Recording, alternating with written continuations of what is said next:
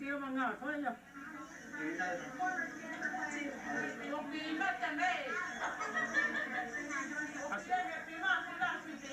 Số gì nhỉ?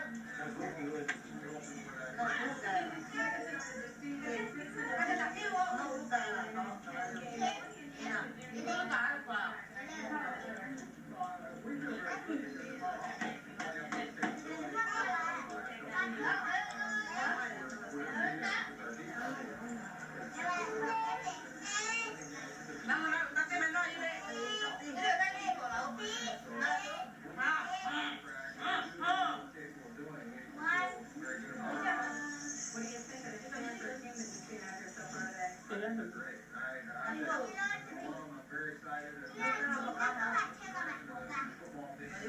It's exciting to see them out here playing well. A lot of these guys I work out with in the off-season, so it's really nice that they came to my backyard to play a ball game. What did you think when Bill Walsh came to Stanford? Did it make me wish he had been there when I was there? When I was there, but sure. I mean, he's probably the greatest coach, greatest offensive mind I've ever seen. I played on the 49ers for a while, and I just knew it was great to Stanford. It was a great fit. The type of players that go to Stanford, and I think it will just be great for the program. Okay, thanks so much. Good luck next week. All right.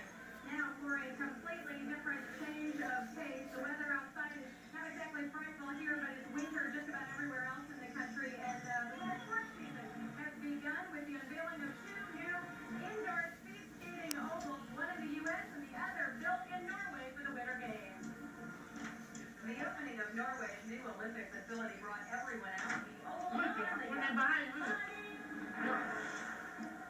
The speed skating oval is actually located in the town of Hamar, a short way from the Olympic site, Lillehammer. Lloyd Pettit opened the Pettit National Ice Center last night. Former Olympic figure skater Jill Trenery was part of that launch celebration. And the highlight was the appearance of two other popular Olympians, speed skaters Bonnie Blair and Ann Jansen. $13 million facility, the first in the U.S., will help extend the careers of Jansen and Blair. But it is also expected to immediately improve the fortunes of the generations of skaters to come. And with the opening of those facilities in Norway and Milwaukee, the world's total number of indoor speed skating ovals jumped from 3 to 5. Ahí lo tiene bien. Ahí está, se lo mando a